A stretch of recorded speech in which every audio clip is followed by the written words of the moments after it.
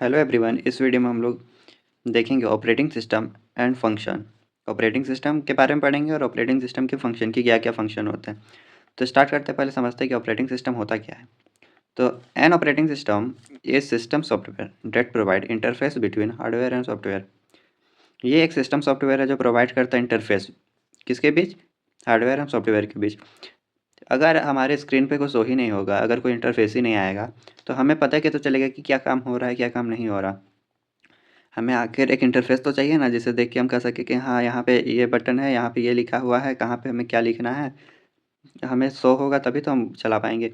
अगर इंटरफ़ेस ही हमें प्रोवाइड नहीं होगा, वहाँ आखिर एक एग्ज़ाम्पल दें, अगर पूरा पूरा व्हाइट स्क्रीन है, आपको कुछ पता ही नहीं कि अंदर में क्या लिखा आ रहा है। आप लिख रहे हैं तो लिखा भी रहा है कि नहीं लिखा रहा है, कहीं क्लिक कर रहे हैं तो वो हो भी रहा है कि नहीं हो रहा है, तो क्या वर्क कर पाएँगे, नहीं कर पाएँगे।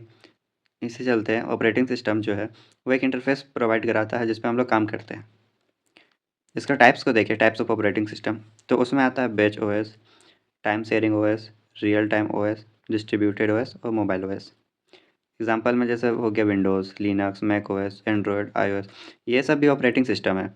आपके फ़ोन में आपका एंड्रॉयड ऑपरेटिंग सिस्टम है, आईफोन वालों में आईओएस होता है, फिर वही मैक में मैक ओएस होता है। लैपटॉप्स में आप देखेंगे, लैपटॉप्स और कंप्यूटर में विंडोज़ होते हैं एंड लिनक्स होते हैं। अब बढ़ते हैं आगे इनके फंक्शन की तरफ। फंक्शन भी कई तरह के होते हैं, एक एक करके हम जानेंगे कौन कौन से फंक्शन है। तो पहले स्टार्ट करते हैं प्रोसेस मैनेजमेंट से। पहला फंक्शन हम देखते हैं प्रोसेस मैनेजमेंट, जिसका काम क्या क्या होता है कि ये मैनेज करता है एग्जीक्यूशन ऑफ प्रोग्राम को। जितने भी आपके प्रोग्राम हैं, आपने अगर मान लो प्रोग्राम लिखा, वो रन कर रहा है, वो सबको मैनेज करना, उसे रन करवाना। हैंडल करता है मल्टीटास्किंग, आप एक साथ कई तरह के काम कर सकते हो उसमें। Allocate CPU time to process, आपको एक काम को करने में जितना समय चाहिए, वो समय को भी देता है कि हाँ, इस काम को करने में हमें इतना समय लगेगा, तो उतना समय सीपीयू आपको देगा। एग्जाम्पल में देखेंगे running Chrome, music player and code editor at the same time में ही आप इतने सारे चीज़ काम कर सकते हैं। तो ये सब जो है, इतने सारे काम कर सकते हैं, वो सब किसके अंडर आता है, कौन मैनेज करता है उसको, प्रोसेस मैनेजमेंट मैनेज करता है। अब बढ़ते हैं आगे। सेकेंड है हमारा memory management. Allocate and deallocate RAM, keeps track of use and free memory, uses virtual memory if needed. Example है OS decide how much RAM each app get. अब इसका मतलब ये हुआ, जो मेमोरी मैनेजमेंट है वो मेमोरी को मैनेज करता है। अब कैसे मैनेज करता है, लाइक उसको जैसे रैम में दो जगह होते हैं।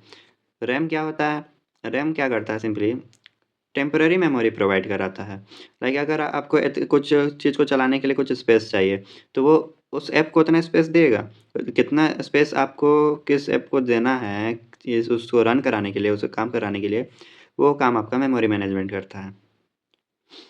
अगर मान लीजिए आपका रैम फुल है और आपको ज़रूरत है, तो उस केस में क्या होता है, हम मेमोरी को चाहिए तो हम वर्चुअल मेमोरी का भी यूज़ करते हैं। जैसे होता है ना हार्ड ड्राइव वगैरह, वो सब यूज़ करके भी हम इसको यूज़ कर सकते हैं स्मूथ चलाने के लिए।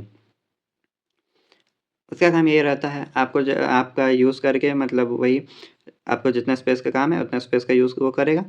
काम हो जाने के बाद वो स्पेस को वापस से खाली कर देगा। यह काम होता है आपका मेमोरी मैनेजमेंट का।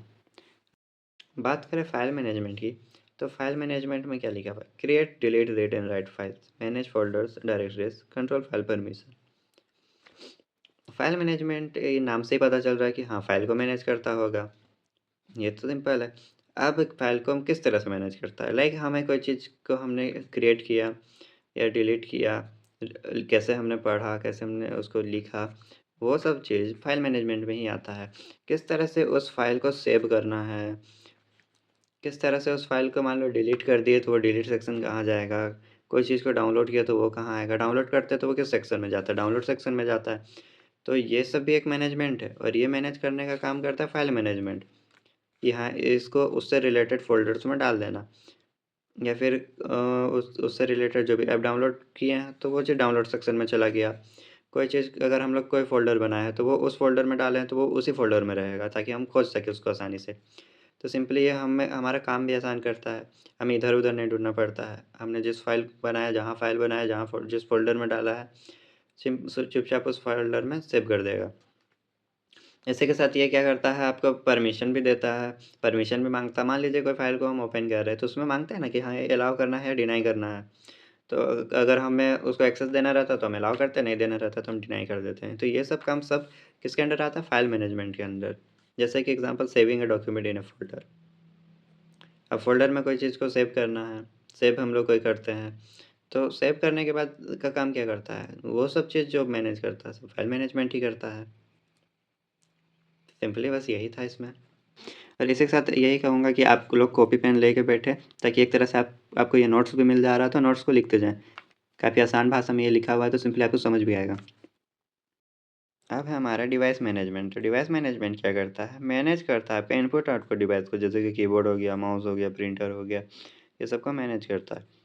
सिक्योरिटी एंड प्रोटेक्शन ये क्या करता है? प्रोवाइड करता है यूज़र ऑथेंटिकेशन लॉगिन सिस्टम। आपका जो भी स्क्रीन पे मान लीजिए कोई आप लॉगिन कर रहे हो कोई चीज़, तो उसमें आता है ना, एक लॉगिन करने के लिए देता है। वही चीज़ क्या कौन प्रोवाइड करता है? आपका सिक्योरिटी एंड प्रोटेक्शन प्रोवाइड कराता है यूज़र्स को, ताकि आपका जो भी है अनऑथराइज़ एक्सेस से क्या कर सके? प्रोटेक्ट कर सके। आपका जैसे कि पासवर्ड माँगता है, अगर कुछ चीज़ को खोलना रहे तो ये सब इसी के अंडर आता है। फिर आता है आपके user interface, provide GUI graphical user interface और सीएलआई कमांड लाइन इंटरफ़ेस। ये 2 इंटरफ़ेस जो है आपको जो है यूज़र इंटरफ़ेस के अंडर आते हैं, जो हमें मिलते हैं। जैसे कि अब एग्ज़ाम्पल में क्या है? Windows, desktop, Linux. जो आपका विंडोज़ होते हैं उसमें जीयूआई होता है और लिनक्स में होता है CLI. GUI graphical user interface और सीएलआई कमांड लाइन इंटरफ़ेस। अब बात करें आगे, तो यहाँ देखेंगे रिसोर्स मैनेजमेंट। इसका काम क्या होता है? मैनेज करना सीपीयू को, मेमोरी को, स्टोरेज को और डिवाइस एफिशिएंसी। ये क्या करता है? सिंपली मैनेज करता है आपके सीपीयू को, मेमोरी को, स्टोरेज को, ठीक, ताकि आपका जो भी है डिवाइस वो अच्छे से काम कर सके।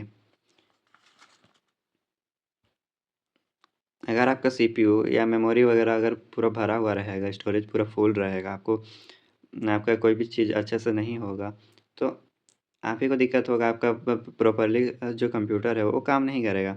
तो इसके चलते रिसोर्स मैनेजमेंट भी ज़रूरी है कि किस फाइल को कहाँ सेव करना है, कैसे सेव करना है, वही सब।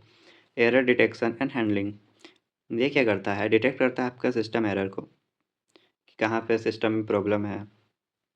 प्रोवाइड वार्निंग और रिकवरी मैकेनिज्म। फिर क्या कराता है? प्रोवाइड कराता है आपको, क्या प्रोवाइड कराता है? वार्निंग। तो मैसेज आ जाता है ना कुछ भी एक अलर्ट टाइप में कि हाँ आपका में लाइक अगर कुछ भी चीज़ का दिक्कत हुआ तो वहाँ पे एक नोटिफिकेशन आ जाएगा कि हाँ आपका ये प्रॉब्लम है, इसे फिक्स कर लें। उसी के साथ रिकवरी मैकेनिज्म भी प्रोवाइड कराता है। Example, error message when a program crashes. अब ये एक एग्जांपल है। तो सिंपली आई होप आपको ये चीज़ क्लियर हो गया होगा। ये जितने भी चीज़ मैंने बताया उसको आप एक कॉपी में लिख लीजिएगा नोट। सिंपल सा था, आप पढ़ेंगे तो एक बार में आपको समझ आ जाएगा। आप आराम से एग्ज़ाम में लिख सकते हैं। Thank you.